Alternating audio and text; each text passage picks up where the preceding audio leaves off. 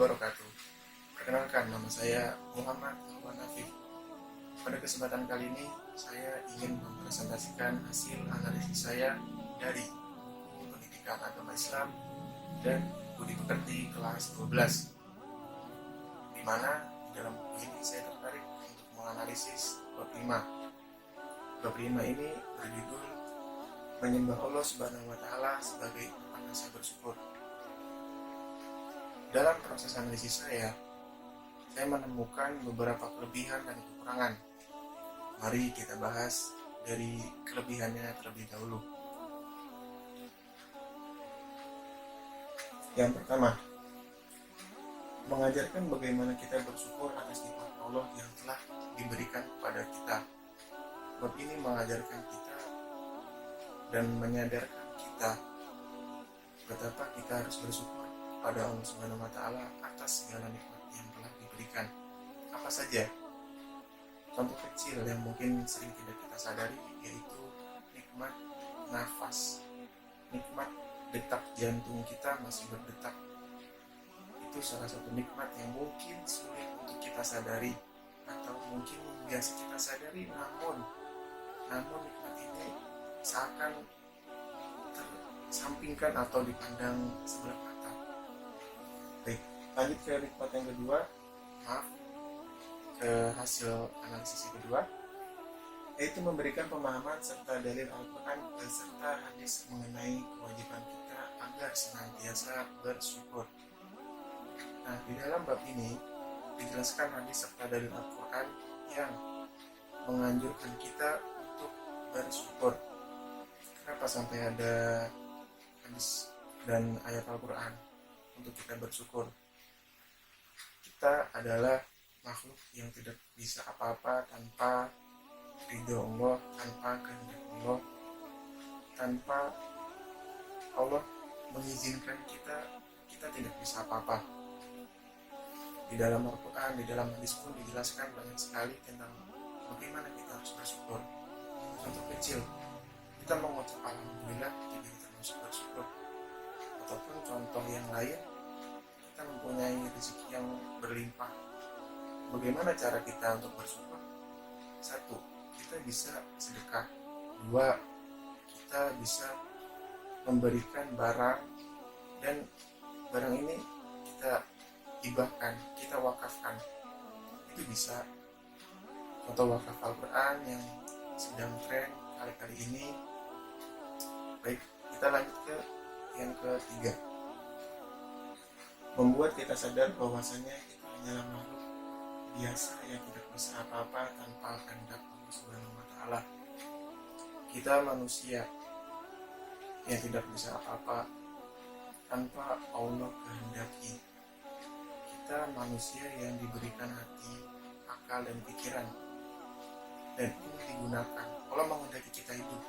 Di dalam kehidupan kita, Allah memberikan hati, akal, pikiran yang memotori kita bergerak. Jika kita bisa mengontrol, maka kita akan terus berjalan di jalan yang lurus, dan begitu pun sebaliknya. Jika kita tidak bisa mengontrol, maka kita akan terjerumus pada hal-hal yang tidak baik. Alhamdulillah. Lanjut yang kelima dan keempat, mengajarkan kita sedekah, sholat, patuh, dan hormat pada orang tua juga sebagian dari rasa bersyukur kita. Yang kelima, menambah ilmu, membaca Al-Quran karena di dalamnya terdapat pembelajaran tajwid. Yang keenam, mengajarkan kita penjelasan tafsir mengenai isi kandungan dalam Al-Quran yang membahas bersyukur. Kenapa kita harus begitu?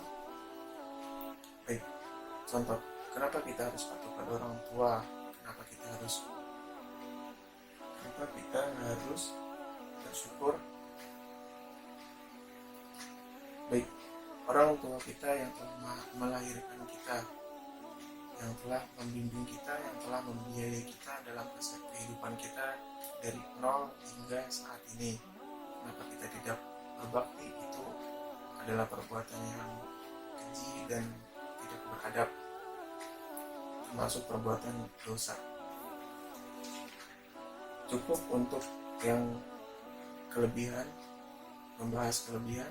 Mari kita lanjut kepada pembahasan kekurangan daripada bab ini. Yang pertama, dalam bab ini tidak menjelaskan bagian kompetensi dasar, di mana ini menjadi salah satu bagian inti dan penunjang dari pembelajaran ini. Yang kedua, pada bagian awal bab terdapat beberapa media contoh, namun itu hanya di awal diberikan 3 sampai 6 gambar. Namun pada penjelasan selanjutnya tidak ada gambar atau media contoh yang bisa dilihat oleh murid dan siswa dalam mempelajari bab ini. Alangkah baiknya jika di dalam bab atau di dalam setiap penjelasan terdapat gambar yang bisa membuat imajinasi anak berkembang, sehingga ketika si anak ingin mengamalkan daripada hasil pembelajaran ini, itu tidak sulit atau tidak kebingungan. Lanjut, setelah penjelasan tafsir, hendaknya diberikan pembahasan yang menggunakan bahasa yang tidak tinggi atau mudah dipahami oleh para siswa. Diberikan kolom khusus penjelasan lebih lanjut menggunakan bahasa guru atau bahasa dari buku ini, atau diberikan tanda di mana guru harus memberikan penjelasan lebih lanjut menggunakan bahasa yang sederhana agar mudah dicerna oleh para siswa. Mengingat para siswa SMA belum tinggi pembelajarannya atau tingkat kepemahamannya dalam bahasa-bahasa yang ada di dalam tafsir Al-Quran yang dijelaskan di dalam bab ini. Lanjut, tidak adanya interaksi guru dan orang tua. Seharusnya bisa diberikan interaksi guru dan orang tua. Bagaimana caranya? Oke, seperti ini. Guru bisa memberikan tugas mandiri. Seperti apa? Berikan tugas mandiri seperti didiklah anak supaya ia mau bersedekah pada orang tua, dan juga rajin membaca Al-Quran, menghormati satu sama lain. Itu bisa dijadikan contoh. Sang guru memberikan tugas mandiri bagaimana si anak bisa bersyukur, bagaimana si anak bersedekah. Ketika ia dicoba diberikan suatu mainan atau suatu benda yang ia sukai, apakah ia bersyukur ataukah ia langsung menerima dan menggunakannya, atau ia mengucap hafal alhamdulillah, terima kasih ma, pa, atau yang lainnya. Itu salah satu contoh. Dan ketika si anak mengucap rasa bersyukur atau ia bersyukur dengan adanya hal yang baik atau hal yang baru pada dirinya, maka itu dikatakan berhasil, dan ini bisa dijadikan tugas mandiri, yang mana ini dipantau langsung oleh orang tua dan bisa bisa diabadikan dengan video, yang mana video ini akan menjadi penilaian bagi guru. Nah, ketika itu interaksi dari guru dan orang tua akan menjadi berhubungan, dan guru dan orang tua saling bantu-membantu untuk mendidik si anak, termasuk terlebih bagi orang tua, ia turut serta membimbing anaknya dalam kebaikan. Dalam penilaian selanjutnya yaitu penilaian autentik, di mana penilaian autentik ini tidak ada di dalam bab ini. Ada tes mandiri di dalam bab ini, namun tidak ada penilaian autentik di dalam bab ini.